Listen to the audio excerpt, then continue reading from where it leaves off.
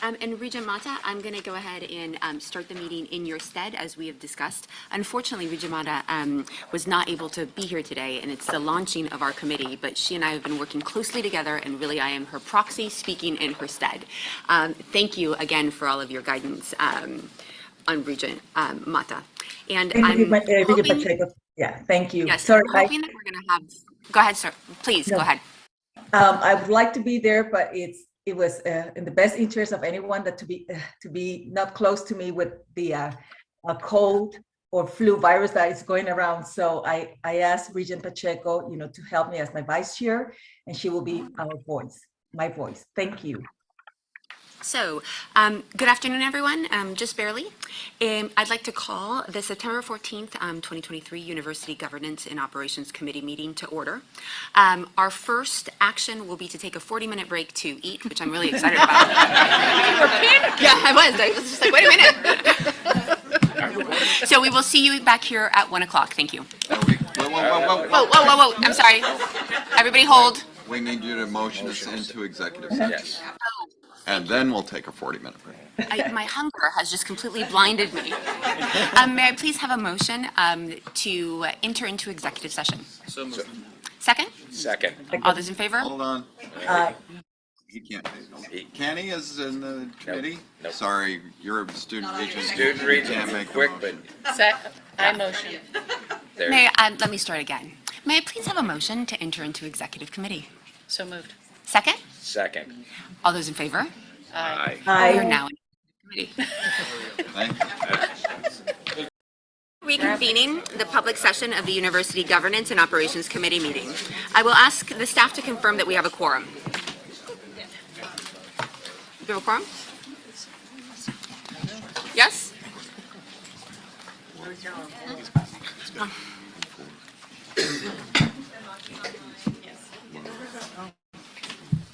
No, he was for. He was at my committee. Okay, thank you. We are confirmed to have a quorum. Please remember that only members of the committee can provide a second to a motion. Live stream of the public meeting is available to the public on youtube.com at the ABOR Live link. Live stream of the public meeting is available to the public on youtube.com. Welcome to our first University Governance and Operations Committee meeting. Unfortunately, the chair of this committee, Regent Mata, was not able to join us, but I'm going to briefly turn it over to her before we get into our agenda for her to say a couple words.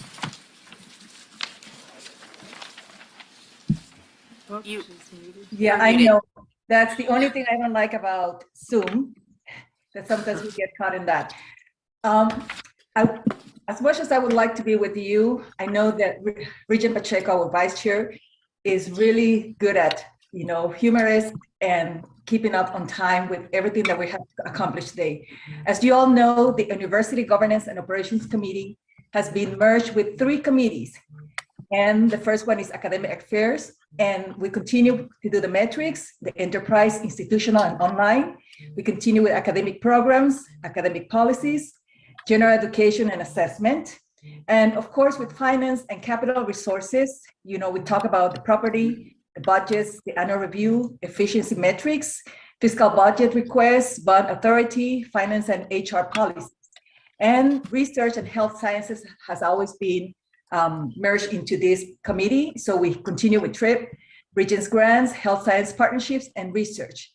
With all that said, this morning we have an amazing conversation with Chair Manson with her committee.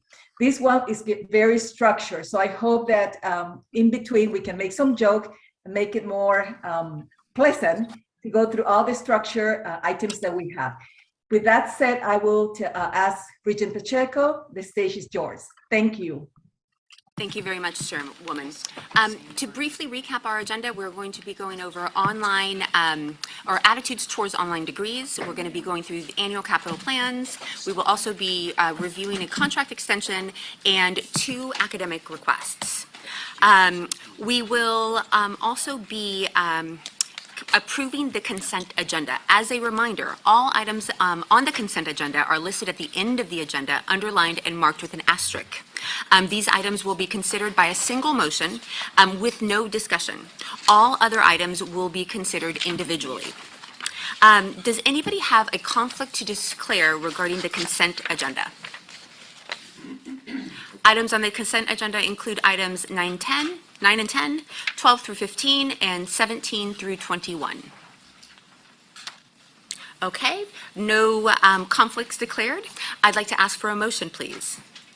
Or I'm going to move. Sorry. I'm messing up my notes. I'd like to make a motion, please, that the committee forward to the full board for approval the consent agenda of this agenda as listed at the back of the agenda. Is there a second? Second. All in favor? Aye. Any opposed? Abstentions? Motion passes. Thank you very much. Now we are going to move on to our presentation regarding attitudes towards online degrees and degree programs. We will be evaluating not only the attitude and potential risks, but also potential benefits. And we are really interested in how potentially attitudes have evolved over time in what our subject matter experts within ASU believe is going to happen going forward. Dan Dillon will be our subject matter expert. He is with ASU Enterprise Partners. Here we also have several provosts and other subject matter experts to answer any questions that may come up.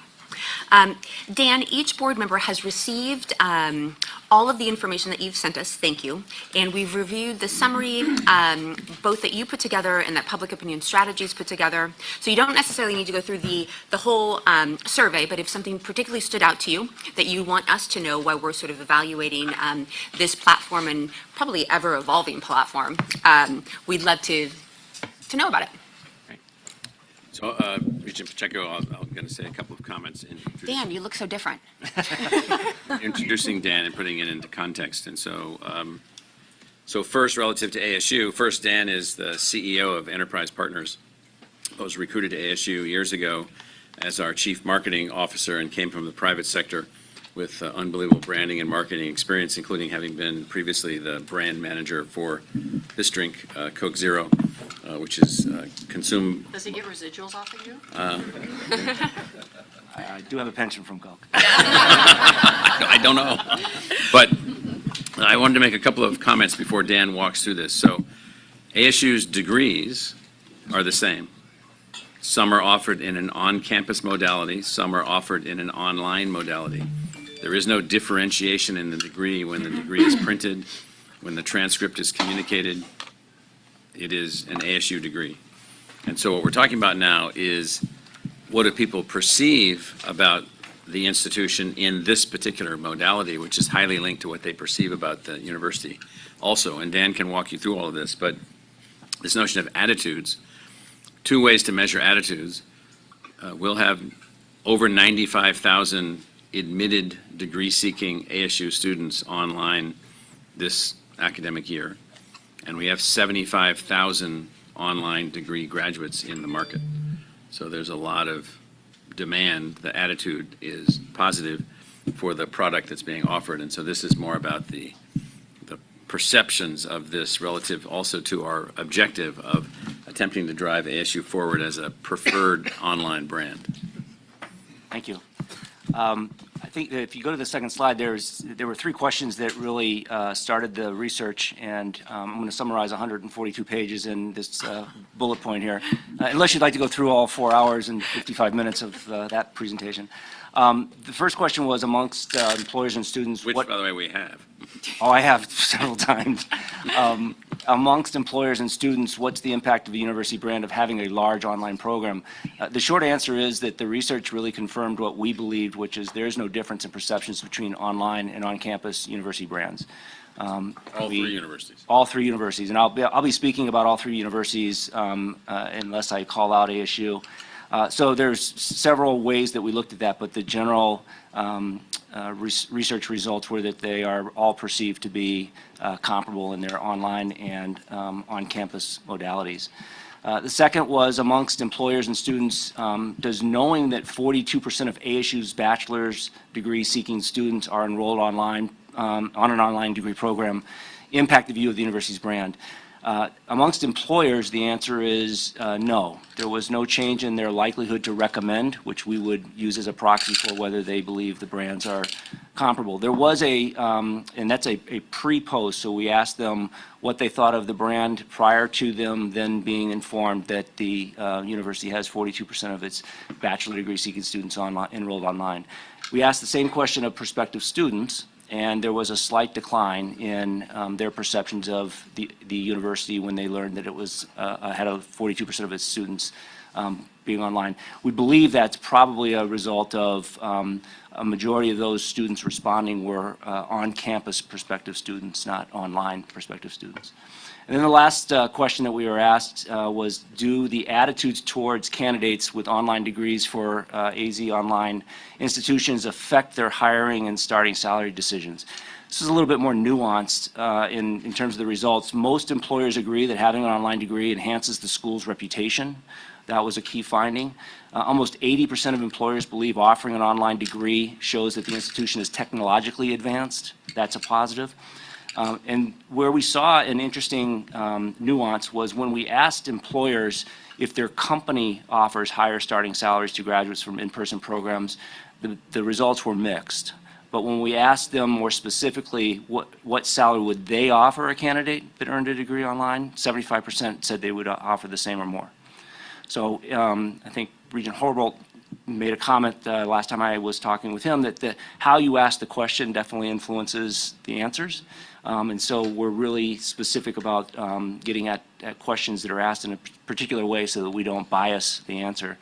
To answer your question, Regent Pacheco, I think probably one of the most important insights for this, from our perspective on this research, was that 65% of the employer respondents had earned their degree on campus. And there's definitely a conscious or unconscious bias in the results based on where you earned your degree. Did you find that it played out that way demographically as well? So maybe like skewing older, they were a little less likely to value it, and skewing younger, it was all the same? Absolutely. Both age and where they earned their degree influenced the answers on how they answered. And so for some examples of how that really played out, when we asked whether offering an online degree enhances the school's reputation, 11% of the employers responded that they disagree with that statement. 100% of the 11% were employers that earned their degree on campus. And so that played out. The same was true when we asked if a graduating student from an online-only program offers the same prestige as an in-person graduate. Those that disagree with that statement, 82% of them earned their degree on campus. So we saw this throughout the results, that there was, when we got down into it deeper, there were definitely some conscious, unconscious prejudices that employers carried with them. But we also saw in the perceptions of quality of the institutions that we were researching, that they were comparable regardless of where they got their on-campus or online degree. So their perceptions of the brands have been enhanced over time, even though they didn't experience that. I think the other key insight here, or if you wanted to have some optimism about the future, as more and more students are getting their degrees either in a hybrid model, which at ASU is over 60% of our students who are on campus are taking online courses, so there is no real delineation any longer. But as more and more students experience online, I think you'll see that in the job market, this evolution of employer sentiment will change, and it will no longer be a factor in hiring and pay. How large was the sample size of employers for the survey? There was 142 in the survey that we conducted, and there were 683 in the other study. There were two studies that were done at the same time. We managed one. There was another group that managed the other. The results were almost identical on every aspect. It was really confirming, I guess, more than anything. So fairly large sample set. Of the 680, 150 of those were AZ employers, and for us, 142 were AZ employers. Thank you. Does anybody else on the committee have a comment or question? Please, Regent Penley. Thank you very much. I'm wondering, Dan, what your advice would be, and maybe I turn to provosts as well, on the finding associated with interpersonal skills, communication skills, and team skills. Those were, the soft skills part of the survey clearly showed that there's a belief that in-person offers a better opportunity to develop those soft skills. Again, over-indexing, 70% of the respondents were on campus employers who got their degree on campus. That said, I think there's two things that I would say. One is we can do a better job of articulating the outcomes of online in those areas, because there is no real difference in the outcomes. The second is probably relevant today, but going to become less relevant in the future. Our average age of an online student right now is 26 years old. They get those soft skills before they come and enroll for an online degree. Now that's going down. It was 31, then it was 28, now it's 26. As what we're seeing in coming out of COVID, as more high school students experienced learning online and experienced that they could be successful learning online, we're seeing more of them go directly from high school into an online program. So that we believe that's going to go down, but I think we can, to answer your question, do a better job of just articulating the outcomes, which there is no real difference in outcomes in those skills. It's a perception. There's, excuse me, no implications for changes to pedagogy. I'd defer to the provost on that. Yeah, I'll just say, in fact, how one makes sure that students are interacting with one another and developing those skills is a major part of how we think about developing online programs. We put a lot of effort into connecting students up with each other. As you know, we even have students involved in our honors program. We have students involved in research projects. So we've really gone beyond, I think, what people typically thought of as what online education was all about. We just had an online student town hall. We have, so it's evolving rapidly. Dan, I have one more question for you. So as you're looking at all of this information, do you feel it will drive you to do anything differently, anything really surprising? You're really much closer to this than we are. And so, like, how at all has it influenced how you're looking at your ongoing strategy?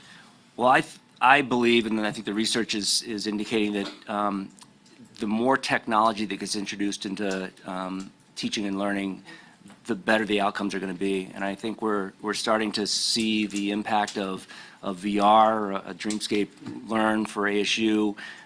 We're starting to demonstrate that technology can play a real critical role in improving the outcomes and, to the earlier conversation, providing more access. And so I think that at least at ASU, I can tell you we're doubling down on all of things related to technology as an enabler for teaching and learning, because we're just seeing such dramatic increases in outcomes and improvements in outcomes. President Crow can talk to them more specifically, but I believe that technology is here to stay. It's not going to go the other way. This internet thing that was a fad, I think, is going to stick around. And so I think the more we embrace it, we're going to be better off in terms of outcomes, but we're also going to be better off in terms of the perceptions of the universities that do accept technology.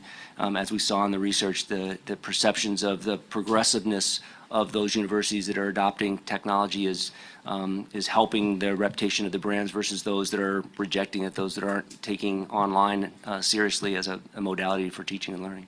So anecdotally, for what it's worth, I have 3 Gen Zs, one of which is a student of all of you, and he absolutely considers online and in person almost interchangeably. I mean, he's taking sort of a mix because it's convenient, and he'll go to the library and take a class, or he'll be home. It's a really nice lever that he has. My youngest got his graduate from ASU Prep Digital. And is now in an on-campus environment, and he takes half of his classes online and half in person. And my NAU student who just graduated in May also was a hybrid learner at NAU. President Robbins? Do you have any data about how many students choose to take most of their classes online, if not all, but want to live on campus? Right now, the number that I got from Ken Hopkins before I came in here was 60% of students on ASU are taking online, at least one online class. I don't know, Dr. Robbins, what the number of classes per student are taking. Because I thought pre-pandemic at the U of A, there was about 8 to 10% of students who took their classes online, but they wanted to live on campus and experience the campus life. At the moment, we wouldn't allow that. You would not. Today, you wouldn't allow that, or at that Not, time? so we have a firewall between online and on-campus. So they're two separate categories. Now, the on-campus students are taking online classes called I-courses. You want to comment on this? Yeah, no, that's, and most students want that. They have an option and they seek out I-courses, which are basically online courses offered to people who are enrolled in our campus immersion programs. It gives flexibility. Well, that's what my Yeah, son is doing. exactly, So, yeah. I assumed it was just part of the online offering, so I didn't even know. No, they're they're separate. they're completely separate. So if you wanted to come to ASU, live in a dorm or live in a Greek house and take online courses, you couldn't do it. You could take I-courses I-courses. while being on campus. You can't take only I-courses. Right, There's no that's program right. that would allow that. Yeah, that's right. Yeah. Maybe What if they- Vice Provost Jones might want to comment on this. In charge of all these kinds of things. I think Dan did an excellent job of representing that most of our students, even the campus immersion students, do take some of those asynchronous online courses. But as President Crow said, we actually have a policy in place to prevent any program from offering only I-courses for their campus immersion students. Let me push this a little bit further. What if they live not in a dorm, but in one of the high rises? We have those. We have those They students. could do that. Yeah, we probably have a lot of those. Can they, if they declare online only, can they go to basketball games and football games? Where's Sometimes. Dr. Run? Sometimes, okay. So Dr. Run can comment on the student status of an online student fee. Yeah, they're still able to fully participate as any others. Now, they're not paying the athletic fee. They're not paying other fee structures that we have, so there's an accommodation mechanism. Sir? So if I could just add one more item to this continuum of online versus in-person instruction, that Dr. Crow has talked about fully online students and then I-courses, which is that we have the same kind of distinction at the University of Arizona. But I just want to also add that even in face-to-face instruction, our content management system is used by virtually all of our faculty members. So even for for face-to-face instruction, there's a tremendous amount of mediated activity that goes through the content management system. So this has permeated higher education just right to our core. And so the distinction between these different modalities are, in some sense, a fiction of our accounting systems and the locations, but not of the experience of the student. Thank you. Regent Herbold? You're on mute. You're on mute. I have a question in regard to these I-courses, which I wasn't aware of. If I'm an online student, or I should say an on-campus student, taking a statistics course online, that would be an I-STAT course? Correct. Yes. Correct. Would that be different from the STAT course that is taken by the student who is totally online, not campus at all? Well, the answer is sometimes. Yeah. Like a good lawyer. It depends. What was the answer? Provost Okay. Gonzalez is going to answer, so. So it depends. Sometimes they're enrolled in the same course that an O course, which would be the online version, is enrolled in, and sometimes it's developed in a different way. And sometimes there are also what we call ASU Sync, which are synchronous courses offered through Zoom technology. So there are many, many different modalities, and to the point that was made about how we're using our assets in flexible ways, we've also, for students who are taking fully in-person classes, we do use online material in flipped modality ways so that they can do some of the courses at home on their own time using these rich materials we've developed for online courses, but then still come to campus to kind of interact in project-based ways. So a lot of flexibility. But Thank what's you, that Regent di- Mata. I'm sorry, What- Regent Holdrow. What Go is the ahead. difference between the I-STAT course and the O-STAT course? I know. I know. I know. Yeah. Are you interested in stats in particular? He didn't hear you. He was using that as an It's example. an Yeah. example. I'm not going to speak for ASU. Excuse me. But just to reinforce the points that my colleagues have made, that our students have the opportunity, those that are immersion students on our Flagstaff campus or Yuma or other sites to take online classes. And also that we use our learning management system and some of the same kinds of pedagogical and course design strategies for the in-person courses as we do in online.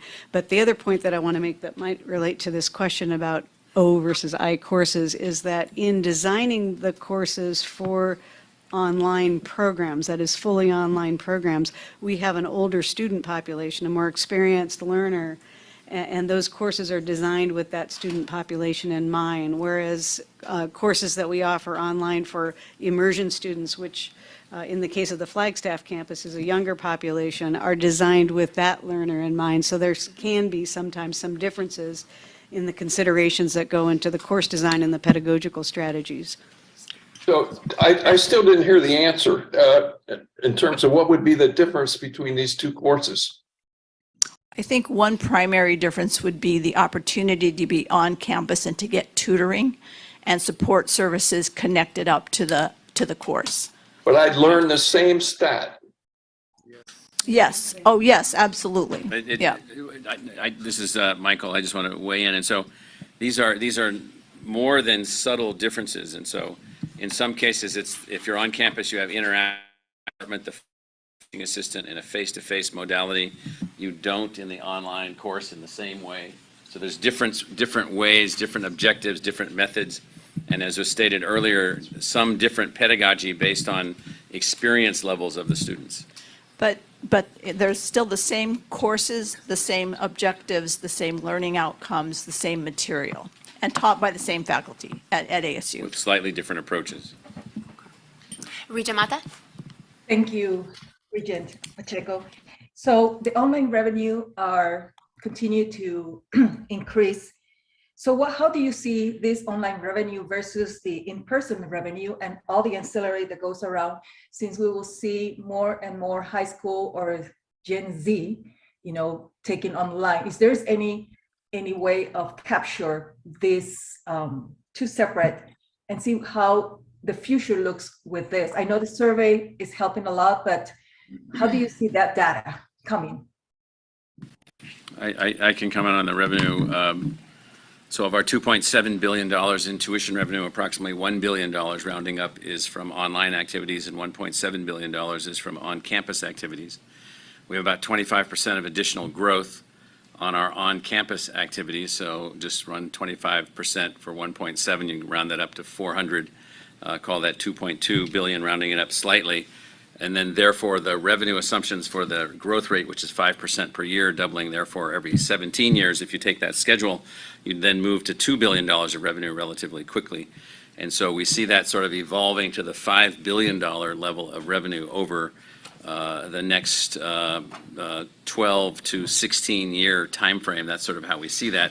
There are some opportunities for greatly accelerated revenue from online as we move more and more through our learning enterprise activities. And I think Maria Angriano was here earlier. I don't know if she's still here, but so we have 500,000, or we will have 500,000 registered non-degree seeking learners this year. We are generating revenue from those learners, but that will accelerate also. So I don't know where to put that in, but as we take our revenue from our activities, online degree seeking, online non-degree seeking, let's think that we can, in our present planning horizon, move that to a $3 billion number with our on-campus revenue moving to the $2.5 billion number, that would then basically double our tuition revenue, or slightly less than, from where we are now, making us a very, very significantly tuition-empowered institution, so. I like that, tuition empowered. Yes. That's well said. Dan, thank you so much. We really Thank appreciate you. you sharing your insights with us. Additionally, we'd love to be kept apprised as you see things changing or evolving, or, you know, we were right on the money, look what happened. It's just a very interesting concept for us because we're all old and we all wanted to be like in classrooms. Obviously, we've missed a boat. But really appreciate you coming down and sharing that with us. Thank you. Talk Na- to those children. What's that? Talk to those children. Right? They know how to use the remote control and everything. Moving on to Arizona State's General Education Program update.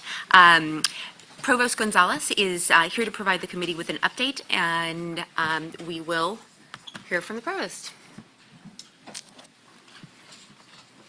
We provided something of an update last spring, and so for a little variety, I'm going to have Vice Provost Nan Jones present it today.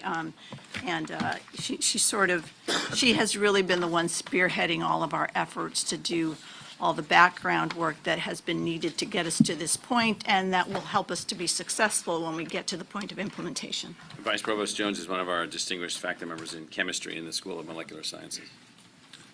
I've taught online. There you go. And on campus. And I am currently teaching on campus. I've canceled my office hours to join you this afternoon. Well, thank you. And thank you for offering me the opportunity to talk with you again today to give you an update about ASU's implementation of a new general education program. As you know, the board approved ASU's new general education framework in April of 2022. Since then, we've been working with faculty and staff to fill out the contours of that outline with the goal of launching the new curriculum in academic year 24-25. The approved framework requires students to complete a minimum of 35 credit hours of courses, including first-year composition, math, and specified numbers of credits from each of 7 distinct knowledge areas: arts and humanities, global communities, societies, and individuals, global sustainability, American institutions, governance and civic engagement, scientific thinking, and quantitative reasoning. These areas were selected by a university-wide committee consisting of scholars from each of the colleges that teach undergraduates here at ASU. The areas selected represent contemporary challenges, modern scholarship, the goals articulated in ABOR Policy 2-210, the strengths of Arizona State University, and Arizona's need for an educated and engaged citizenry. We are particularly excited to include global sustainability in this list, a priority that many of us have had for quite a few years now, an area especially aligned with ASU's strengths and commitments. Before going further, I want to make a note of 2 things that we've talked about before. First, courses in this new system will only be able to fulfill a single knowledge area. By that, I mean a single course cannot meet multiple requirements. That is a deviation from the way ASU functions at present. Second, students will be required to complete courses in all of the specified areas. There is no opportunity to skip a knowledge area in which students have less interest. Although ASU currently has a general education program in which students complete a specified number of credits from designated knowledge areas, there are 2 significant differences between ASU's existing program and the revised one currently being constructed. First, the knowledge areas represented are new ones. This change alone requires significant creation of new courses. Second, and perhaps more significantly, the requirements of the new program are defined in terms of expected learning outcomes. In short, the new program is defined in terms of what we expect students to know and be able to do upon completion, which ties directly into assessment of the program. Since the learning outcomes are at the core of this proposed program, steering committees consisting of disciplinary experts from across the university were created to define the learning outcomes and the criteria for inclusion of courses in each required area. These faculty steering committees included broad scholarly representation from the academic units that teach undergraduates, ensuring thorough representation of the entire spectrum of intellectual viewpoints in the proposed curriculum.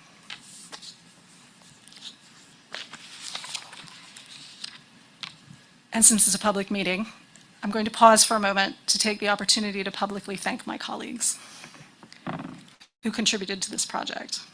It is a significant amount of work to change general education curriculum, and I sincerely appreciate the generosity and collaborative spirit with which our faculty have taken on this challenge.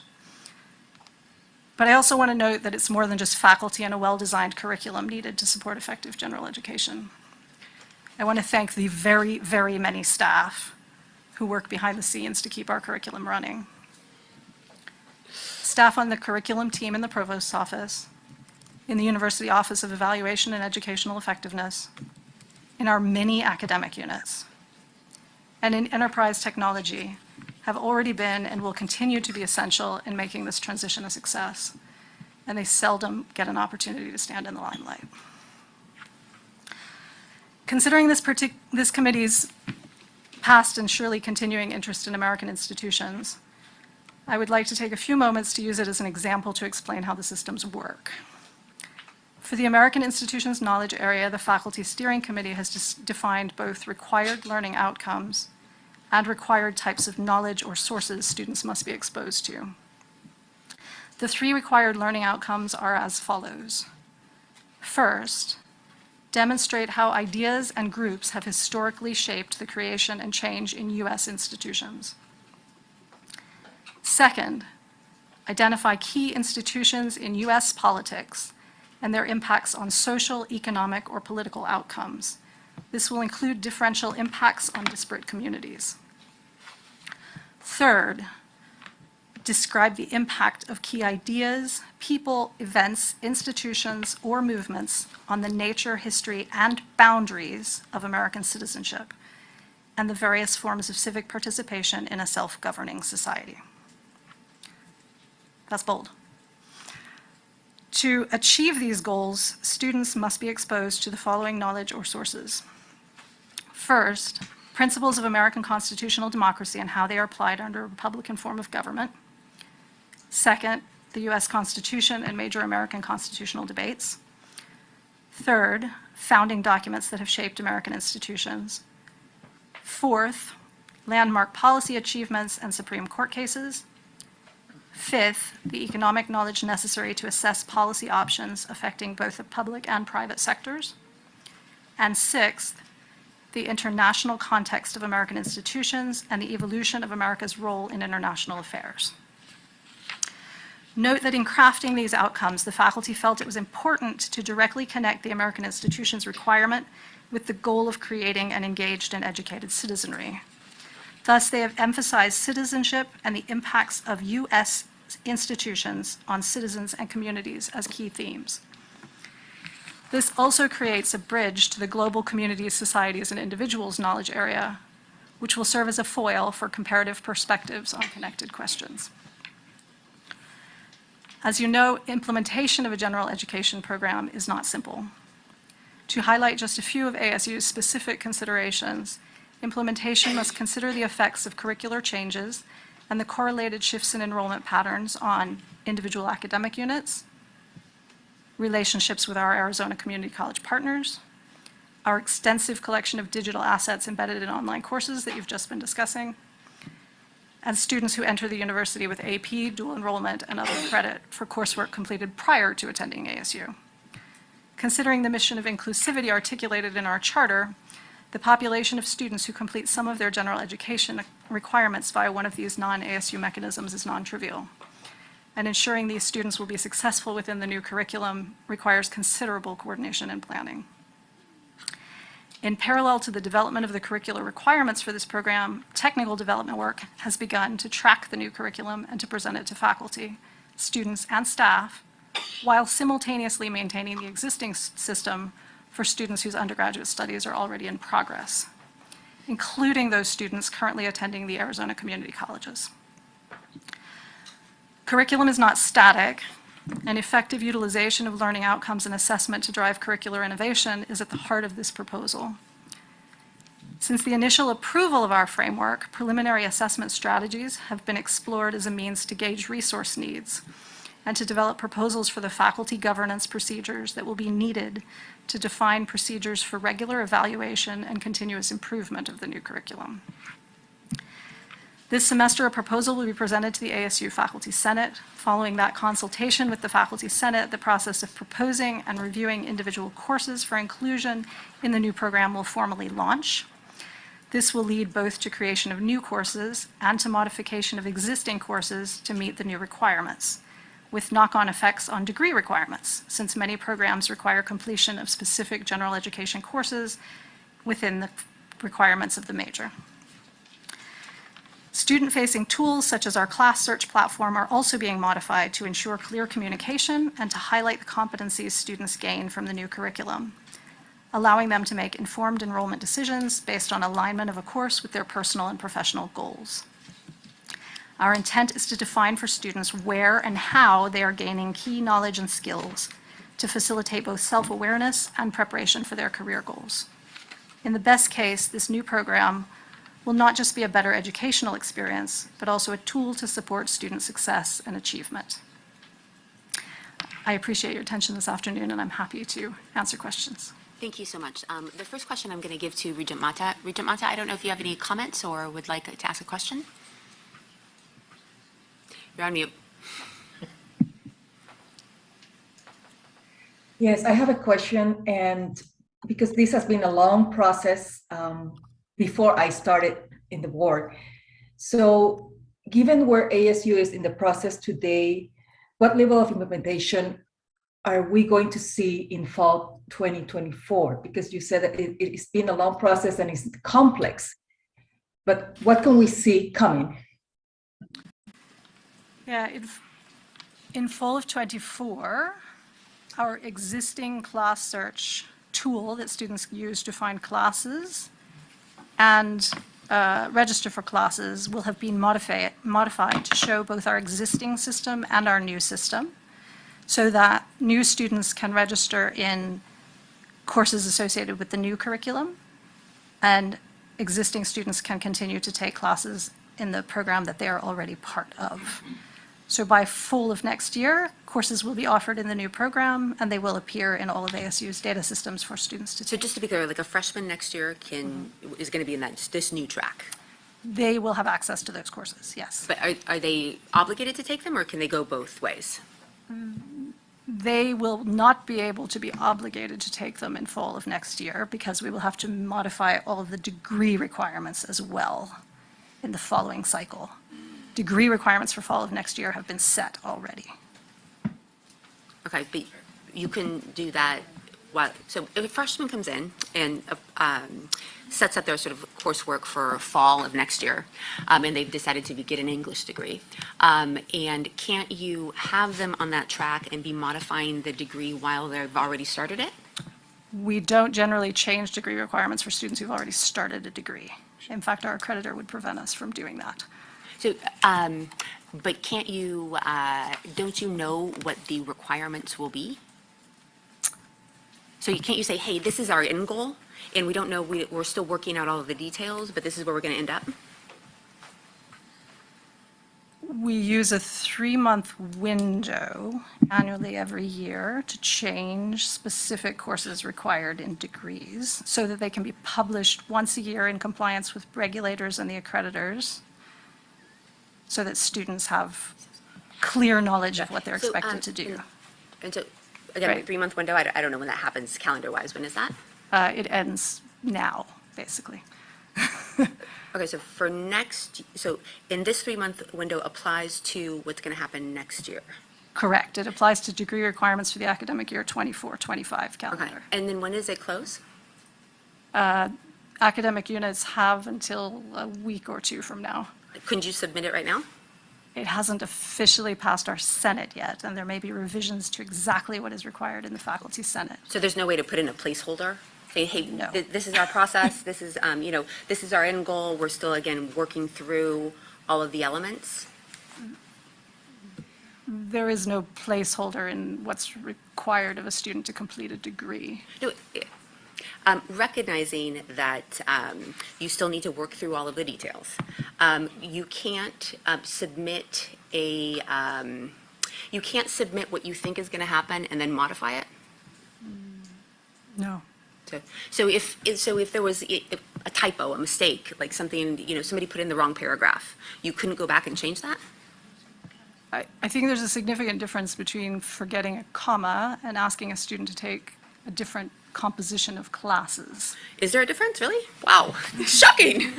Of course there's a difference, but what I'm saying, there is no avenue that you can use to create some sort of placeholder. None. There's zero flexibility. We don't control the process. Right, so there's zero flexibility. So the government, through the regulatory authorities called accrediting authorities, the student is applying now. The student is making the decision where to go. The student is borrowing money from the government and receiving a Pell Grant from the government to go to a program that must be specified. And you cannot alter the specification except on a certain rigid schedule. But we're in that schedule right now. And we're at the end of that schedule. But we're still in that schedule right now. And so we can't engage? We are engaged. We're altering the entire trajectory of the entire structure of this for the entire institution. This is apropos of what I said earlier on the control of the academic cycle control, which is all the applications are submitted, all the students are admitted. They're admitted to what? They're admitted to a degree program that they wanted to be admitted to that's specified now, including the courses that they have to take and the requirements that they have to take. It's like a contract. Yes. And how long have you guys been working on this? The general education framework that is under discussion right now was approved by ABOR in April of '22. ASU was already in a pilot that had to be modified as a result of the new policy before that. Regent Penley. Thank you, Regent Pacheco. First of all, Vice Provost Jones, I'm really pleased that you've laid out the knowledge areas the way you have. I'm pleased to see that sustainability is in there. When we undertook this process so many years ago, before any of the approvals, one of the things we called on the universities to do was to do something not only consistent with the requirements, but to do something that's distinctive. So the sustainability issue and all of its related aspects are really significant to Arizona State University. So I'm really pleased that that's one of the knowledge areas. I guess I would ask when we're going to see the crosswalk of courses. And obviously, what many of us have been interested in is the difficult area of specifying American institutions and those sorts of areas and making sure that students have that level of knowledge that you began to describe in making your comments a few moments ago. So when will we see that crosswalk? So by crosswalk, I think you mean a chart of Yes. courses that meet those specific requirements. At least that's what we saw from a Right. crosswalk in the Well, past. we had hoped when we undertook this that the number of choices that students would have would be diminished rather substantially. And now, I recognize this is a large university with a requirement for a lot of opportunities for students to take these pathways through a given program. But when will we see that relationship between courses and knowledge areas? The current timeline is to present that in the spring of next year, after those courses are formally approved for inclusion in the curriculum. So what, if I can, what's happening now is that this faculty senate will vote to approve the plan. And then we'll have many faculty engaged in building out new courses to align with the requirements, or taking existing courses and they're going to have to adapt them so that they can qualify for the different knowledge areas. So there's going to be a lot of movement this year as people are trying to realign with the general education requirements. I'll just add, this is the most significant change in this in 50 years. And so this has been a slow deterioration over 50 years away from some of the things that the regents have particular concerns about. This is a restoration of those particular concerns, and the institution has to be brought to focus around the topics that Vice Provost Jones mentioned, alliterating each of the requirements of the American-specific activities. That the list that we just went through is the restoration to the core set of courses that students will have to take to graduate from this institution relative to these kinds of connections. And their civic duty, their civic empowerment, their civic education now will be restored to this thing that we've drifted away from in the past. And the restoration process requires new courses, newly designed courses, newly integrated courses, newly connected courses across a 26,000 course curriculum. Thank you, Chair. So I was curious, how many of the courses within this, as Regent Penley put it, the crosswalk, will be sourced and housed within the College of Liberal Arts and Sciences and the College of Global Futures? I think we might be confusing two things, right? The crosswalk is a construct that has been created for this board. And I think you are referring to ASU's course catalog of offerings that may in fact fulfill such requirements. I think it's difficult to predict in the new global sustainability area what fraction of courses might be offered by various colleges. This is some modeling we've been trying to do in the course of the last year. As President Crow said, this is a massive shift. So that we've been trying to model which colleges would offer each course. And then as Regent Penley and I have discussed in the past, we even ask certain units to create model syllabi in those new requirements so that such courses will exist, right? I mean, the American Institutions, for example, does not exist right now. And so you need to look at what will the pathway be to create a new course, and what will it take to modify, for example, an existing American history course to make it meet those requirements? Because, as I mentioned in my remarks, you would not like to create a situation in which a student having taken American history through dual enrollment with our community colleges suddenly found they needed to retake a Survey American History course at ASU. Regent Mason? Thank you. I appreciate the update. I'm struggling to express my disappointment with how long this has taken.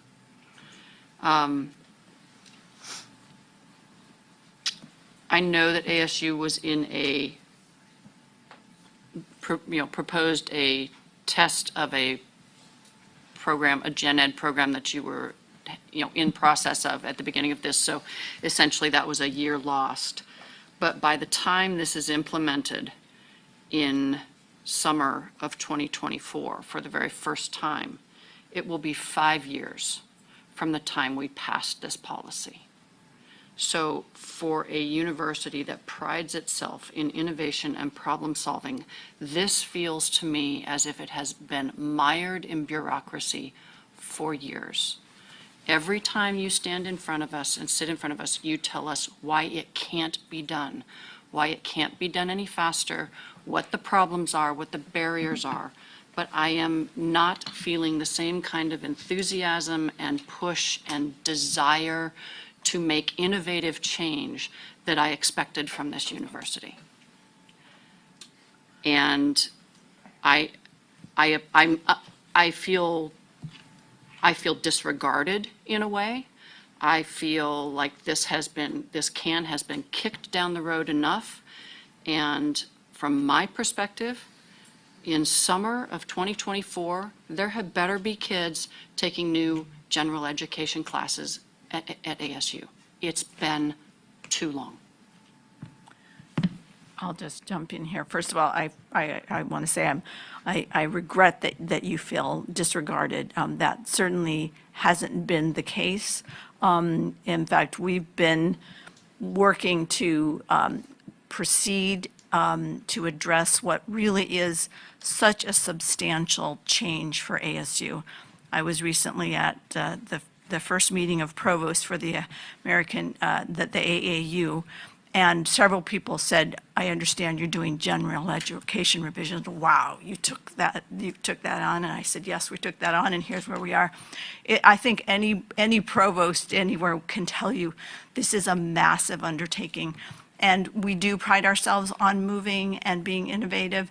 And I actually think that what we've come up with is a fantastic plan, and there's innovation in the plan.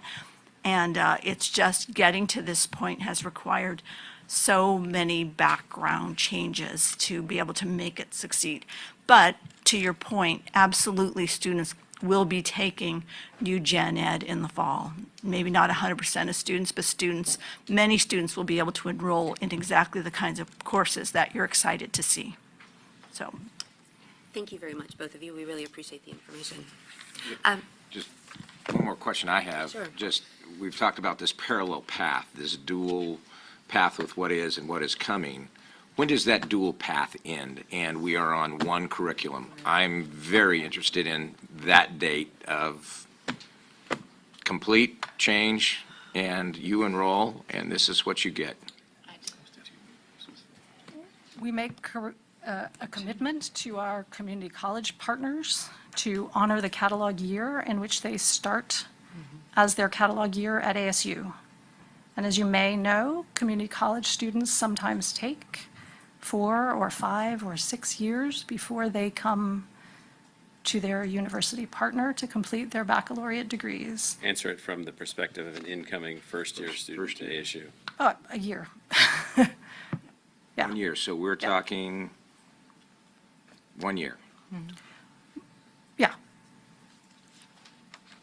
and this coming fall of 2024, students can opt into the new system, and they'll be on that new path. They will be on that new path, but the other path is still there for those that have been here. Correct. And in 2025, 2026 school year, The current timeline for implementation includes the review period next year for changing major maps, to change them all over to the new curriculum, as Regent Pacheco has outlined, so that anyone who starts a university in that following cycle would be required to complete the new program. Okay. Now, with the exception of those coming from community college partners who would start on a previous catalog year. understood, they're still trailing. Yeah.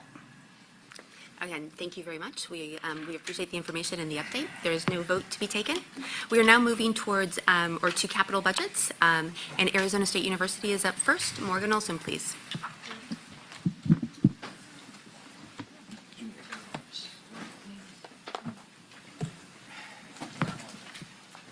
And as a quick reminder, while Morgan is coming up to the microphone, this is an item that we will be voting on.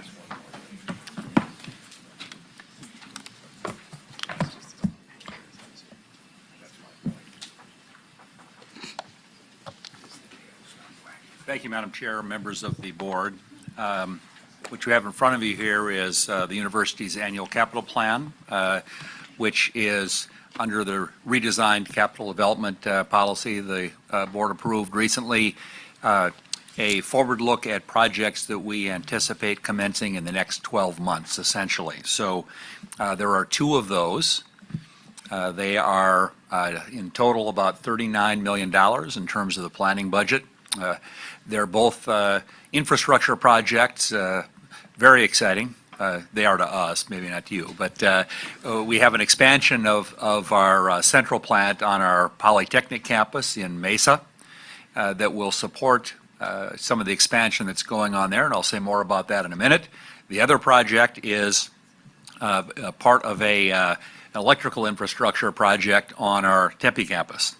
You probably have noted that there's a fair amount of development in the west quadrant of the Tempe campus. We're sort of cheek and jowl with downtown Tempe, which also has been experiencing a development boom in the last roughly 5 to 7 years. And so this will allow us to serve some of the expansion that the university is engaged in that area around University and Mill. So we anticipate that we will fund these projects with bonds, and that we will pay the cost, the debt service of those bonds with tuition. Between the two of them, we'll have a very modest 0.07% impact on the university's debt ratio, so very manageable. You can see what our data are in terms of our total debt service ratio, excluding our speed projects on which 80% of the debt service, the interest and principal, is paid by lottery proceeds. We're at 4.5%. And if you include those speed projects, at 4.8%. So the first project, the Poly Central Plant expansion, is about $17.3 million. The second project on the Tempe campus is about $22 million. This is the existing central plant of the Poly campus. I hope you can agree with me, this is one of the most beautiful central plants you've seen in a long time. We anticipate extending this to serve a number of different things that we're doing on the Polytechnic campus. As you're aware, we're just about to start construction on ISTB 12, which will be the home of our latest Fulton School of Engineering, Manufacturing Systems and Networks. It'll also host a variety of university classrooms. As enrollment grows there, we know we're going to need to accommodate more classes across the curriculum. So that basically this will be, chilled and hot water, electrical distribution, and all those fun sorts of things. There is a loop road that goes around the core of the Polytechnic campus, Innovation Way. It will be located at the southwest corner of that. This map gives you a little bit of a sense for that. The gold rectangle there is where the utilities plant expansion will be. Immediately south of that will be where ISTB 12 will go. We also have plans, and you'll see these on our capital improvement plan that's elsewhere in your agenda today, that we intend to remodel and expand the student union on the Poly campus, which is something we've been looking to do for a while to meet the needs of students, faculty, and staff on this campus. We also will have some redundancy in terms of these services to the campus built in as part of this process, which is nice. Occasionally there are failures, and it's nice to be able to have a backup, which is what that is about. And then finally, it also puts in place some facilities that at a later time we can come back and put in place some chilled water storage, which will allow us to chill water during the night when electrical rates are at their cheapest, and then use that cooling power during the day when it would be much more expensive if we were doing that on a real-time basis. So that is the first project. The second one, which is electrical infrastructure, is on the west edge of the Tempe campus. We learned within the last year as we were planning this project that APS essentially is out of capacity in this area, and so we made the decision to make that investment so that we can continue to expand. As you know, on that edge of campus, we now have the Omni Hotel and Conference Center. We have Mirabella. Under construction, we have the Mill Avenue parking structure, and on the west side of that, we have a wrap building that will have academic and office space and some retail at grade. So we think in very short order that'll create a really nice looking entrance experience, the western northwest edge to the Tempe campus. And all of that stuff, of course, has to be powered, and so this distribution center will allow us to do that. You see here what the various details of that are, and if you have questions, I think Alex Conan is sitting over there and would be happy to regale you with the details of it, but suffice it to say that it's necessary to have the capacity, the electrical capacity, which then feeds another project which is underway, which is our Tempe District Utility Plant, which the board approved in June, about a $50 million investment, 52 I think, that will provide the chilling capacity for a lot of this stuff that we're talking about. Again, it will also give us N+1 type redundancy. It's never a happy day when people come in and the air conditioning isn't quite what they expect it to be, so we do our best to make sure that we've got fail-safe type production there. And what we're going to have to do here is, you see the map here, there is going to have to be a line run all the way from the Butte substation, which is on University Drive east of rural quite a ways. That's on the right side of the lower chart that you can see here. There is some existing buried conduit there that we can use, but in a lot of cases we're going to have to be tunneling, including University Drive, which I'm really excited about. But it's necessary to do this to reach this new electrical hub that we'll be creating, which will actually sit just south, or rather north of Coeur and south of the parking structure that sits along the street there. So those are the two projects. This last slide is just some of the other things that are in the next phase of planning in the capital improvement plan. It's about $463 million worth of projects. So suffice it to say that there continues to be a pretty busy capital development schedule here for the university, and we aim to keep that on track, make sure we can pay for it, all that good stuff. But let me pause and stand for questions. Thank you very much. Regent Mata, did you have a question? No, thank you, but thank you. I understand now with explanation why the additional amount was not in the CIP prior to, for this one. So thank you for that explanation. And I don't have any other comment. Thank you. Penny? I just have a quick question about Polytechnic, since I am located there. This is fantastic, the growth, the preparing for expansion. I have a very banal kind of statement to make because I'm experiencing it all the time with my classes. In your whole capital improvement, is there, with the growth that is expected, which we all hope for, is there anything planned for two areas? Where to put the automobiles, the cars. It's a serious, serious problem on our campus. I'm sorry, it's so boring, and we're always bringing this up. And the other question I have is about transportation to the campus. We have students, and this is perhaps too granular to get into shuttles and stuff, but I've heard rumors of the train coming into Verde on Williams Field Road, possibly having train service from... Light rail. Well, no, they voted down light rail. This would be actually on the main rail tracks. And Okay. so I didn't know if there was anything in all this wonderful planning having to do with actually moving and placing people to attend these wonderful things. Right, yeah, so quickly, I think the first question was about parking. Generally, we do actually have enough parking on the Polytechnic campus. It isn't always, as close as people would like it to be. And the other issue that we have is there are a lot of classes kind of Monday, Wednesday, and Thursday between 10 and 2. And, we're going to have to continue to work on that. We're having just some discussions with the provost's office of, that's when people like to teach classes and when they like to, attend classes. But we may have to sort of balance that just a little bit. The site for ISDB 12, for example, had 50 parking spaces on it. We recently just built a temporary parking lot immediately south of that site, replacing those 50 spots. So doing our best to keep up with that. Happy to talk with you later and engage some of our parking and transit services folks to get your input on what we could do better there. Similarly, I think the board knows that we run a fairly extensive set of shuttles among our campuses because we have students that may live on one campus, work on a second, and maybe take some classes on a third. And so we rely on a pretty extensive network, some of which is ours, buses that we run.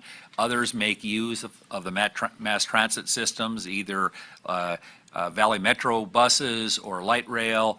And then there are also some circulators within some of the cities as well. And with the Poly campus particularly, what we're finding is we have a lot of international students who attend classes on the Polytechnic campus, but they choose largely for social reasons to live here. And so that adds up to a lot of folks wanting to get on those shuttles at certain times when really big enrollment classes let out. And so the first month of the semester is always a little bit of a shaking out period. And that's for us in terms of the things that we do, but also for the students, and they kind of adjust their activities and we try to meet the demand. And I think we're making progress there as well. And so we're working on both those things. Thank you. Regent Mason? Thank you. Just a very quick question, Morgan. I mean, both of these are fully funded with debt. Is that just the nature? I mean, they're not very big in the first place, but is that just the nature of the project? There's no, there's no public partnership in this available, or ATS wasn't? Yeah, I sometimes dream that, we'll have people who come along and say, I would love, to make a gift, to name your next. Utility box. It hasn't happened yet, but I'm still dreaming. In the meantime, realistically and seriously, this is kind of part of our economic reality. In your first session this morning, the board talked a little bit about that. I can tell you that there are other states where there are regular planned injections of capital in one fashion or another from the state, for higher education. Build a new building, repair and renew this building, put in some infrastructure. We don't have those things. And so the economic model, the business model that we have developed incorporates that into our long-range plans, and we issue debt and we pay it back over time, not exclusively, but oftentimes from tuition.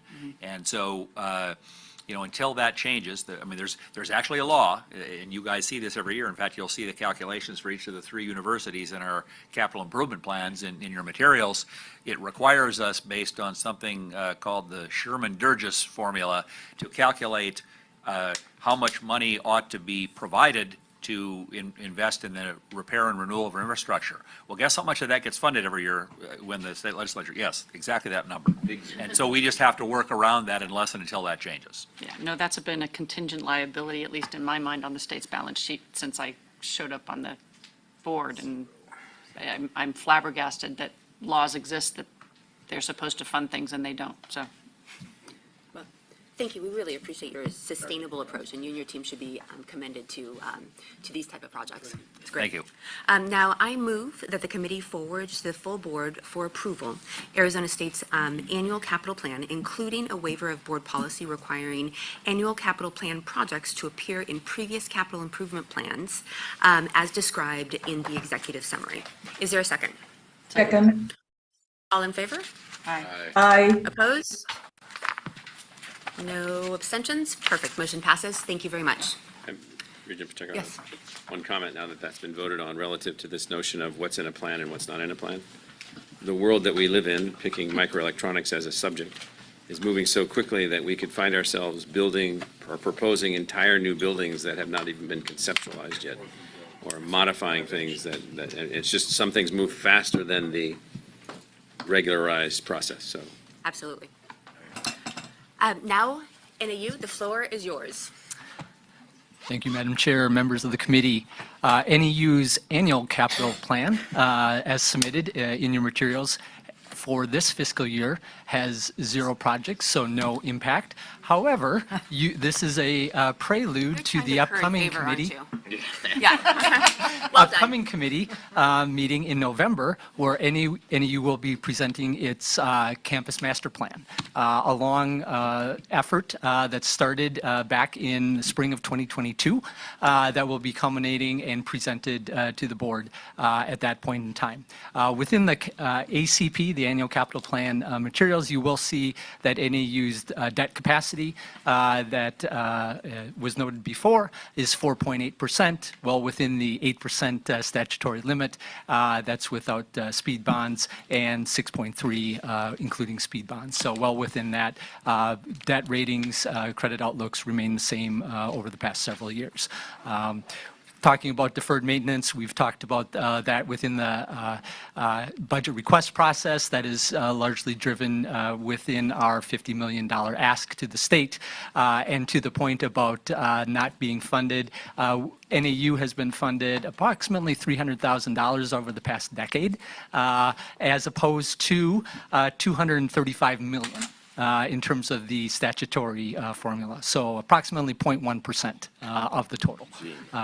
So with that, I will stop and see if there's questions. Are there any questions? If not, we will move this item. And so I move that the committee forward to the full board for approval NAU's annual capital plan as described in the executive summary. Is there a second? Second. All in favor? Aye. Aye. Any opposed? Abstentions? Thank you very much, sir. We appreciate it. Motion passes. Now moving on to the U of A's annual capital plan. Lisa.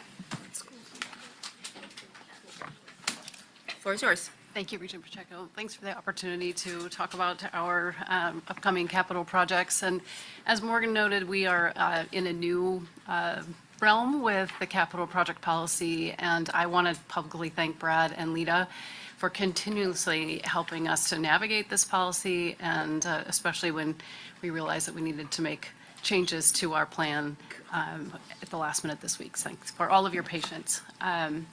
Given that our plan looks almost identical to last year's submission, my goals for today are to give you an overview of our strategic approach to capital development, a brief update on the financial impacts of the projects that we're undertaking, and then be available to answer any questions that you might have about the projects on our plan. So as I shared last year, we have moved to an every other year cycle for significant capital projects. And our project selection is guided by our strategic plan, our values, our master plan, and our internal 10-year capital plan.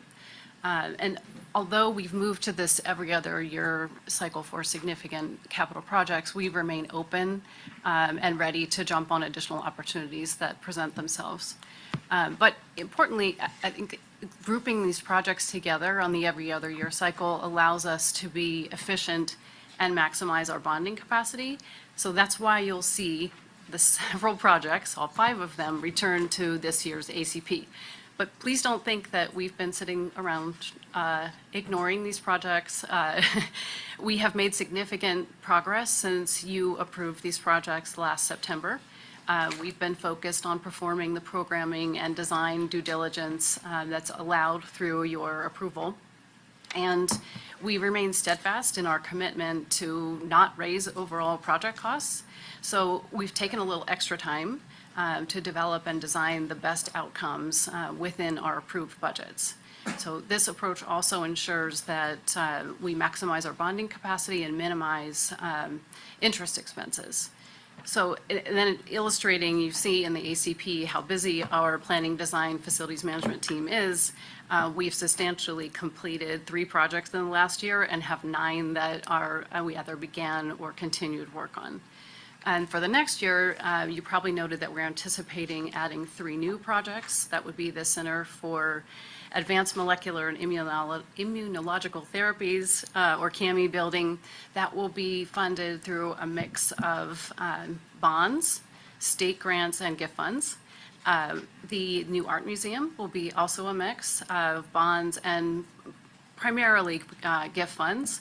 And then another gift-funded project for our College of Veterinary Medicine, which will be the Human-Animal Interaction Facility. And as you can see by our stable credit ratings, we continue to show strength in credit opinions, both from being the land-grant university in the state with a growing and diverse research portfolio, medical, education, and clinical research. And our debt ratio, the highest projected debt ratio will be 5%, which also, like NAU and ASU, is well below the statutory limit of 8%. So given that I presented these 5 projects last year, I appreciate your support. I want to be respectful of your time, and I'll stop and ask if you have any questions. Thank you very much. Are there any questions?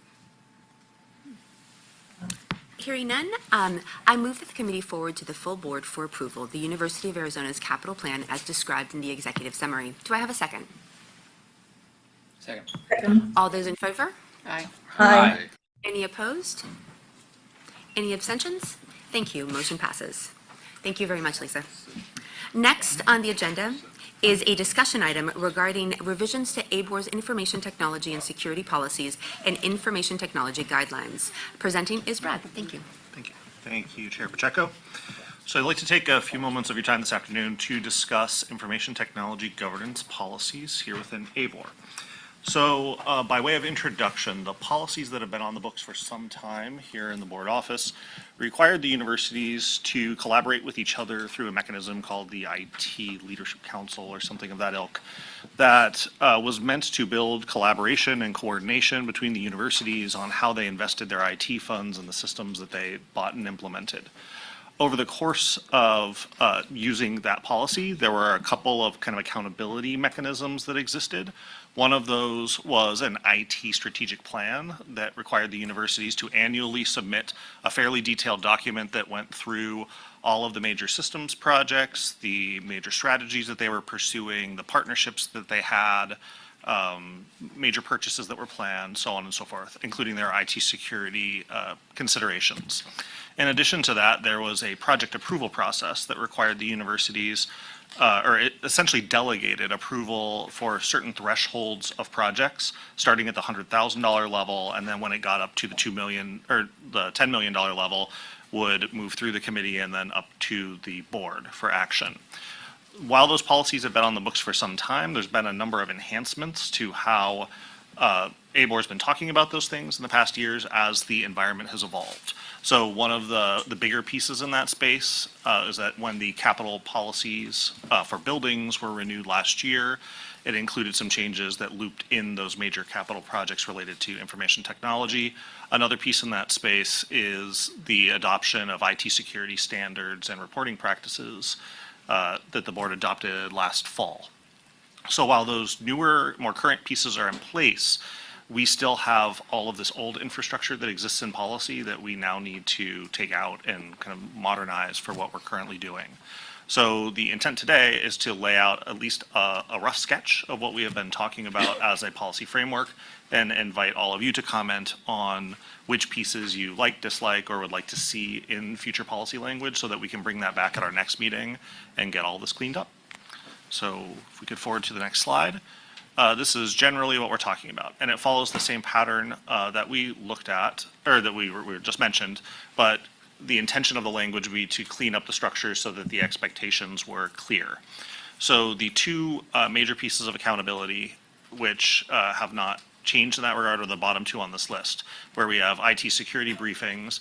That is currently mapped in policy to our Audit and Risk Management Committee. So when we have our once-a-year Audit and Risk Management Committee meeting, the universities are expected to come in and brief on all of those items. That lives in the existing policy language and would not change under this proposal. In addition, our policy language currently has large IT projects, that is those that are over $10 million, appear in through the capital approval process, which means they would show up in this committee for individual project approvals in the same way. The piece that we're talking about adjusting and evolving here is some mechanism for IT annual reporting. So right now, there's this idea of a strategic plan that really focuses on consistency and infrastructure, but the environment that we operate now in, from a technological perspective, is far less rigid than it was when these policies were conceived. In the old days, you would buy servers and buy softwares and have to live with them for long periods of time. Now we're in a place where all of that moves a lot more rapidly, so the universities have rightly been given a lot more freedom in how they adopt the tools. The question then is how the board wants to engage in that conversation as it relates to which sort of pieces of information are important for the board to review, and at what thresholds and sort of what frequency the board wants to be involved in order to manage risk, to understand what's going on, but not to sort of impede the flow of progress. So to that end, we have two questions that are up there, but really I leave it to Chair Pacheco to help guide any feedback that the board might have. Any comments or questions for Brad? Please. I just have a comment, and it just goes to something I'm sure that the regents are aware of, and that is that, you know, what we're talking about now is basically tap water. You know, we need to have access to the ability to adjust our flexible electron flow and guide them in whatever trajectory we want them to perform, whatever function we want them to perform. It's an underpinning of the entire institution. I can't tell you what we're going to have to buy between now and 24 months from now to keep up with X, Y, or Z, or to make this adjustment or that adjustment. It's like adding plumbing. It's like, and so it's different than a capital investment. It's different than a 2-year planning process and a 2-year building process and a 50-year life process. We're investing in technologies that might be operational for 5 years and then be of little or no net material advantage going forward. And so this is an antiquated process overall relative to that, as we've just heard. And so whatever the regents can do to perform their fiduciary oversight function while still allowing us to be as engaged as rapidly as possible is really important. You need to be able to be nimble first. Absolutely. Any other comments or questions for Brad? Okay, this is not an item to be voted on, but just for information. Oh, I'm sorry, Regent Montague. Yeah, thank you, sorry. I totally agree with President, with what he said, because cybersecurity, security, or any of this area continuously change. So we will continue looking at this as a board. And I know that when you ask how frequent, Brad, we should, engage, I think that as it comes, because sometimes we don't have a timeline, things can change from one day to another. And if we're aware of anything that is happening, it should be brought to the board. IT, cyber, hacking, and all these things that are happening, and the technology change constantly. So I totally understand that as we see the world changing, and what President Crow mentioned is something that I want the entire board to support, because this is something that it's not like the capital, like you said. So I engage on that, and I will continue supporting this kind of action. Just want you to know. Thank you. So there are no other comments or questions, we will move to the next item. But I want to make sure of that, okay. The next item is a request to recommend forwarding to the board on first reading for revisions to 5 retirement and benefit plan policies and the creation of a new ABOR policy, 6610. Kevin's. Thank you, Vice Chair Pacheco. At this time, the board office is asking the committee to review and recommend for forwarding to the board on review for first reading the proposed revisions to ABOR policies 6601, 6602, 6603, 6604, 6608, and a new policy, ABOR policy 6610. These govern the retirement systems and the benefit plans. The retirement plans are the optional retirement plan, which is a substitute for, not a substitute, but an alternative to participation in the Arizona State Retirement System. The voluntary 403B plan, the cash balance pension plan, and the Arizona University System supplemental retirement plan, which also includes a qualified excess benefit arrangement. The reasons for this are the board seeking to basically set forth explicitly the director's authority to act on behalf of the board and the administration, of the retirement and benefit plan programs. The board is proposing grammatical and clarifying changes to the board policies 6601, 6602, 6603, and 6608. And then the board is proposing the new plan or the new policy 6610 to address the Arizona 401A plan as well as the qualified excess benefit arrangement. Unless the board has any questions, I'll address those at this time. Okay. Are there any questions? Comments? Okay, I will make my motion. I move the committee forward to the board for first reading of the proposed revisions to ABOR policies, Chapter 6, Article F, Retirement and Benefit Plans, policies 6-601, 6-602, 6-603, 6-604, 6-608, and the creation of a new ABOR policy, 6-610, as described in the executive summary. Do I have a second? Second. Second. All those in favor? Aye. Any opposed?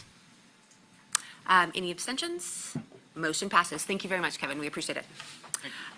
Now we have NAU again coming up, and item 8 is a request for approval for NAU's one-year extension to the multiple-year employment contract for Shane Bierkar, the head men's basketball coach at NAU. Thank you, Madam Chair, members of the committee. As outlined in the materials, NAU is proposing a one-year extension from March of 2025 to March of 2026 for our men's basketball coach. All other components of the coach's contract remain the same, so this is just a one-year extension to help with retention and recruitment of coaching staff and players, and is very reflective of the success that the men's basketball team has had, including for the first time since 2008, playing in the Big Sky Conference men's tournament championship game. So I will leave it there and see if there's any questions. Thank you very much. Are there any questions from the committee? Anybody? Okay. Hearing none, I'm going to go ahead and move the item. I move that the committee forward to the full board for approval NAU's one-year extension to the multiple-year employment contract for Shane Bierkar. Is there a second? Second. All those in favor? Aye. Any opposed? Abstentions? Motion passes. Thank you very much. Next, we have ASU up again. Provost Gonzalez asks the committee to review and forward to the board for approval their new academic program requests.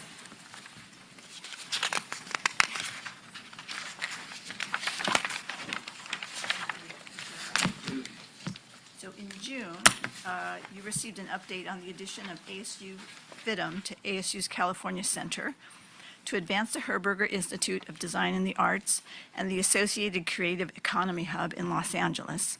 It is my pleasure today to present 5 proposals for your consideration. The first proposal is to create a new academic organizational unit called ASU FIDM. This new school will leverage the reputation of the FIDM brand while becoming the home of ASU's fashion degree programs. The school and its associated degree programs will serve current FIDM students at the ASU California Center, and those interested in fashion at other ASU locations. It will be based jointly in downtown Phoenix and Los Angeles and will be a key component in ASU's Creative Economy Hub in Los Angeles, a powerful vision for the creative industries in higher education. ASU FIDM will offer a Bachelor of Arts degree in fashion, a minor in fashion serving both in-person and online students, and associate's degrees in areas offered by the former Fashion Institute of Design and Merchandising. And to that end, that's what we are proposing now, is to create 3 new fashion-related associate's degrees: an Associate of Arts in Fashion Styling, an Associate of Arts in Apparel Technical Design, and an Associate of Arts in Merchandising. The new degree will continue the FIDM brand, providing training and experience in fashion and merchandising, while now also offering the opportunities of ASU's California Center, the Herberger Institute for Design and the Arts, and the Creative Economy Hub. Students completing the associate's degrees may go directly into industry or continue to compete ASU's existing BA in fashion or the BS in interdisciplinary design, and that is the proposed degree that we are also asking you to consider today. So that makes up the 4th degree. These new degrees will initially be launched only at the LA location, where there's already a proven market for fashion associate degrees. In fact, they have the associate's degrees already, and as we were doing our work to kind of do the transition with FIDM, that was the #1 question we were hearing, is what about the associate's degrees, and will our students continue to have that opportunity? Lightcast data demonstrates that jobs for those with an associate's degree in fashion are growing at a rate 1% above the national average for other fields.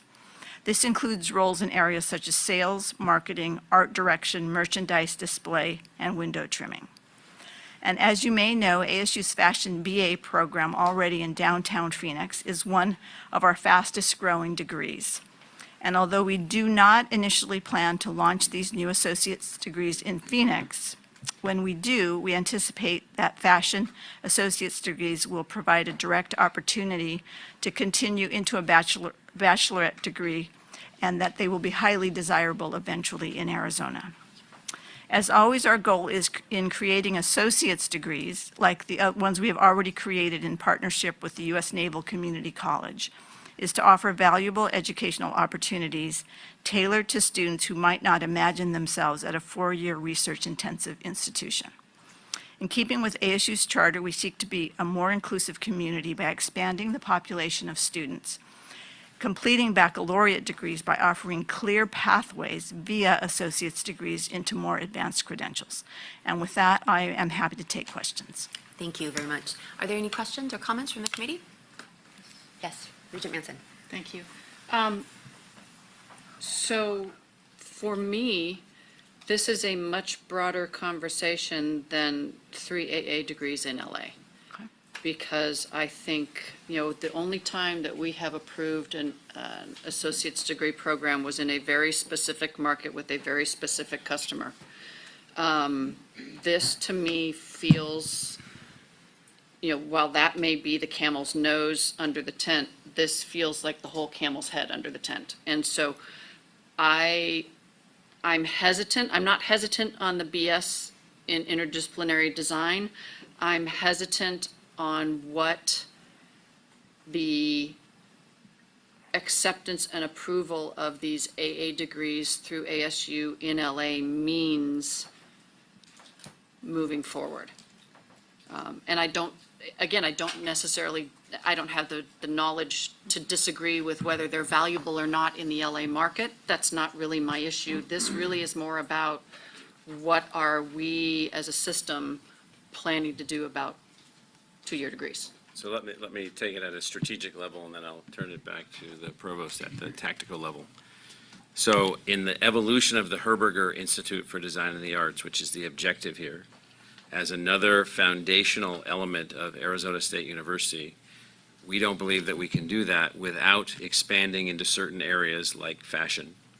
And we don't believe that we can expand in film or fashion without dually advancing in Los Angeles. That is, our programs that we would build here would be unsuccessful, and we would also fail to connect to the industry in Los Angeles in both sectors, which is what we're also attempting to do.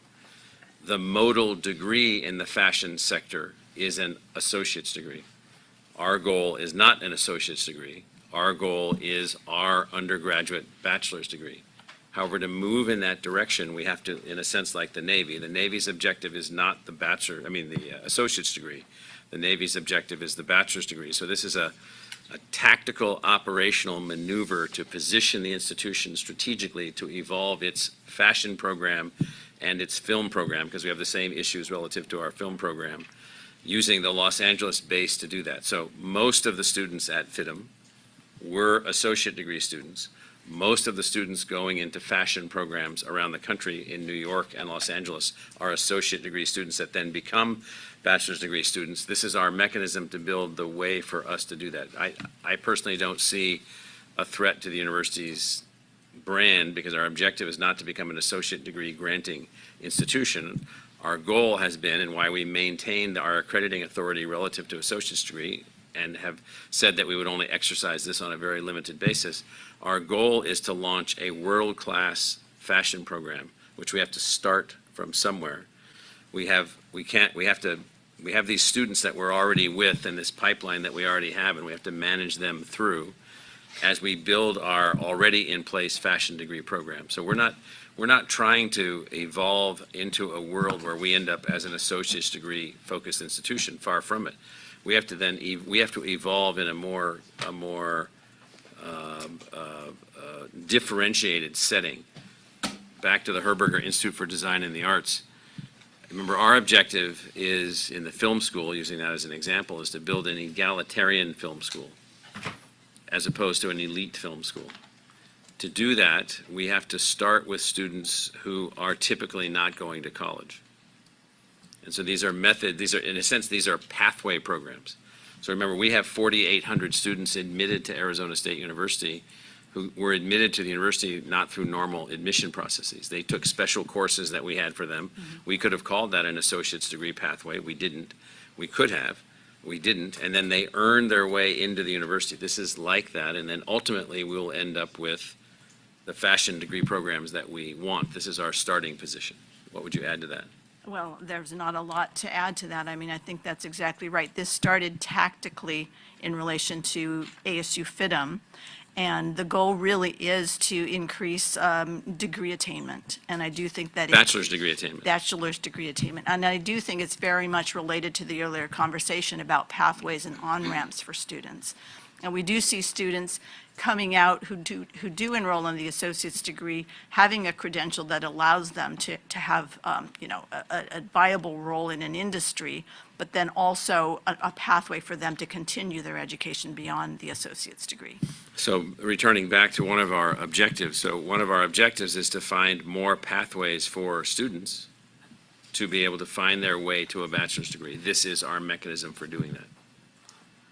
Thank you. Regent Herbold? The Navy exception, I think, has been the only exception in regard to using the associate degree. Is that true? Yes, we have the general authority, but it's the only time we've asked the board to exercise it.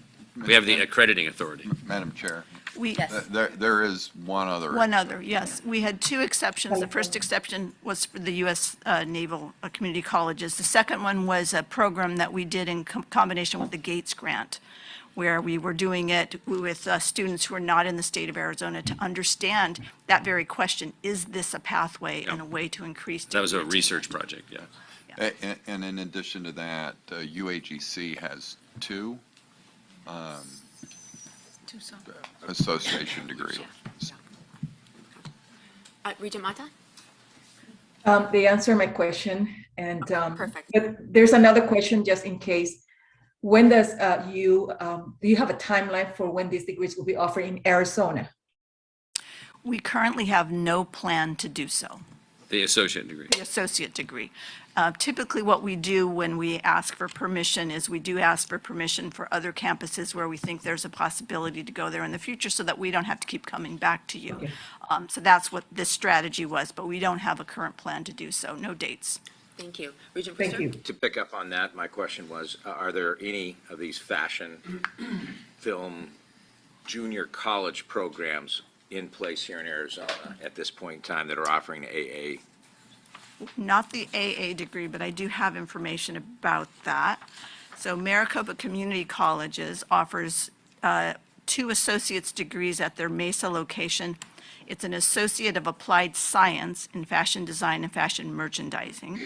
And the students from that degree cannot go directly to an Associate of Applied, they can go from that direct degree to an Associate of Applied Science program. They can't go into a typical bachelor's degree. So our degree as an AA it would be the only one that allowed that type of a pathway. but Which that's wouldn't be the only offered other in program. Arizona. It's not in Arizona. Our pathway is still in California at this point. Yes. But doesn't Scottsdale Community College offer a 4-year degree in fashion? Isn't that what they decided to do, their very first foray into this? I actually only looked up AAs, so I don't know the answer to that question. I don't know But if we anyone do has any have, bachelor's we already do have a bachelor's degree in fashion in downtown Phoenix also. It's my understanding they're developing a 4-year degree in But that was fashion. their choice. But it's, I think they're a couple of years away. Are there any other comments or questions? Dr. Crowe? I'll just say that this is consistent with our strategy of using this as a tool, this is a pathway tool and a development tool, not a strategy of the institution. So, Regent Manson? For me, I guess I would like 2 modifications. One would be that we just approve it for the LA site. And the other is that we come back and revisit this to see what kind of throughput we have in the AA degrees that are actually stopping out or that are actually going through to the BA. We'd like to know that also. I thought you might. That's the oracle. I'm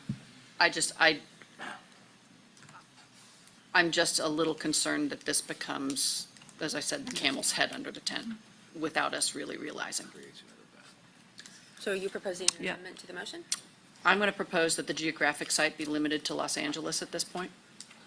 I think it is. Okay? It is not. No, it's not currently, but we can do that.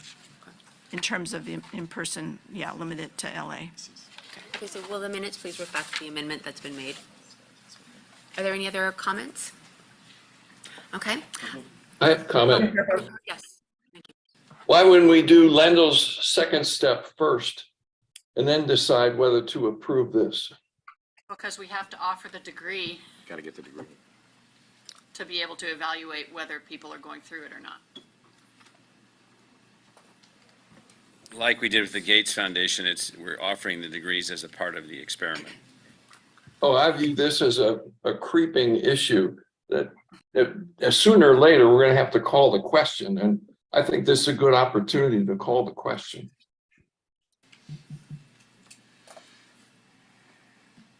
I mean, I guess the comments about this, the AA degree being functional within this industry makes me more likely to say yes in this particular instance, as long as it is limited and as long as we don't push that as our primary vehicle for education. And so that will require us to come back and look at this. I understand why you're saying that and I agree that that's a solution here. I will just say that we do know the associate's degree is viable in California. So I would hate for our Arizona students to not have that opportunity as well. So at some point, I hope we can really consider Only that. after we have the data. Only after we have the data. Well, maybe they go spend a semester in. Yes. Yeah, they can do LA. that, yes. That's a part of the program. That transit thing from this campus there is.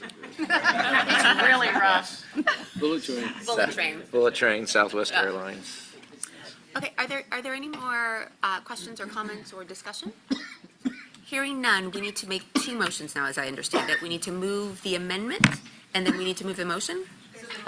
There's no motion. Okay, so, no, but like, that's the process though, right? Or, No, you can. okay, Craft a motion from scratch that contemplates and takes into consideration. the amendment? Suggested since there's nothing on the table. So I don't need to do 2? Correct. Okay, great. So I move that the committee forward to the board for approval Arizona State University's request with Regent Manson's amendments for new academic programs as described in the executive summary. Jenny, does that meet the requirements? I would specify that Regent Manson's amendments were for Do I need to repeat that, or is that in the record appropriately? That's fine. Okay. Regents could also ask that we report back formally after, I would guess, 4 years to know the outcome of the process for reconsideration. No, are you amending the motion? No, I'm not permitted to do that, but I did hear a second part of the what Regent Manson said. Okay. And to address Regent Herbold's concern. So I don't get put in timeout. I'm going to restate the motion, if that's okay. I move that the committee forward to the board for approval ASU's request with Regent Manson's expanded amendment to include a report back provision, as described just now, for new academic programs, and all of this is described well in the executive summary. Do I have a second? Second. With the restriction of LA. So all of that was already said? Okay. Yes. Yeah. So we do have a second. All those in favor? Aye. Aye. Any opposed? Opposed. Any abstentions? Any abstentions? The motion passes. Thank you very much. Thank you. Thank you. Up next, we have the U of A, and Provost Marks will talk about their new academic locations outside of Arizona.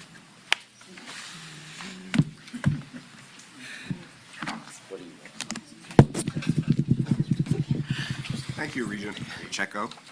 The University of Arizona asked the committee to review and recommend to the full board for approval 2 new academic locations outside of Arizona. These locations are the Prince Mohammed bin Fahad University in Saudi Arabia, and the other one is the University of Technology, Sydney in Australia. In Saudi Arabia, we plan on offering 2 degrees, the Master of Science in Innovation, Sustainability, and Entrepreneurship, and the Master of Science in Engineering Management. Both of these degrees are offered by our College of Engineering. In Australia, at the University of Technology, Sydney, we are requesting to offer the Juris Doctor degree, which is offered by our James Rogers College of Law. And I might add that the Rogers College of Law for many years has been doing many innovative programs abroad. They're very innovative in offering programs in different countries that enable residents of those countries to learn about American law, American jurisprudence, and fostering international trade and development between our country and their home countries. I might add that these programs that we are requesting that you approve are part of our international efforts and the strategy that we've been using for a number of years. One of the things that we've been doing, I think that is really a key part of our international strategy, is to operate what we call microcampuses.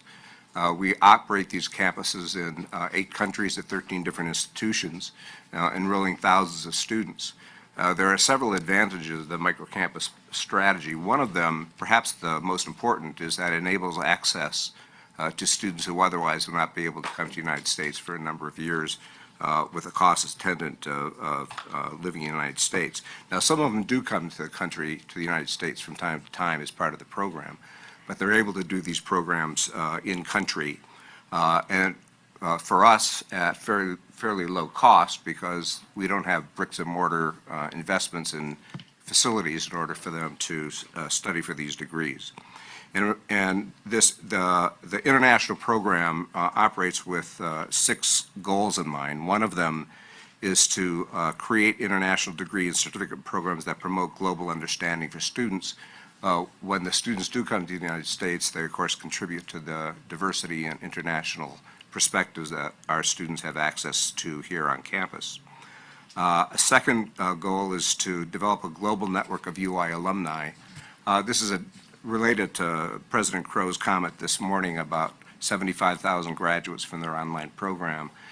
Each graduate of these programs is an ambassador for the University of Arizona, for the state of Arizona, United States. So we build very, very strong networks internationally to support the work of the university. A third one is to enable broad access and opportunity for students globally. That's obvious. Another objective of these programs is to enhance international research opportunities, and certainly the program we propose, the 2 programs we propose in Saudi Arabia will be very effective in that.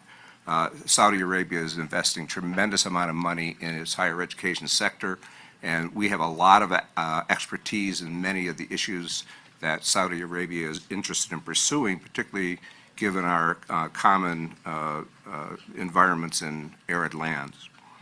And finally, these programs provide a talent pool of high-quality applicants for graduate programs. Perhaps not so much in the JD program, although one can imagine they might come to the University of Arizona for Masters of Law, but certainly graduate of the engineering program would be opportunities for us to recruit them to our PhD programs in engineering here and elsewhere. So I respectfully request that you pass this on to the full board, and I'm ready to take any questions that you might have. Thank you very much. Are there any questions or comments, discussion from the committee? Regent Mata?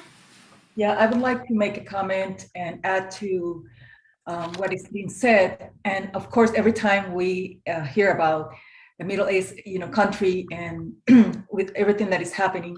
So some of the research that I always do from the State Department, because they are the one that always keep us safe.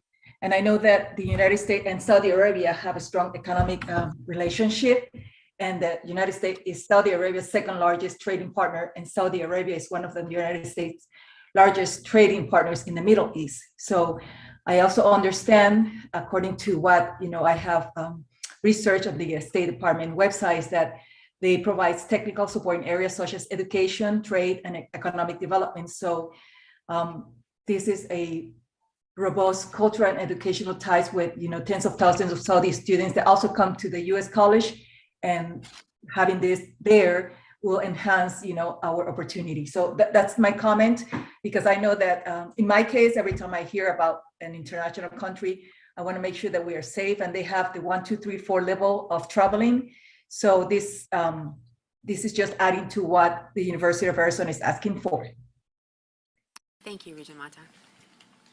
Anybody else have a comment, question? Any other additional discussion? Hearing none, I will make the motion. I move the committee forward to the full board for approval the University of Arizona's request for new academic locations outside of Arizona as described in the executive summary. Is there a second? Second. All in favor? Aye. Aye. Opposed? Abstentions? Motion passes.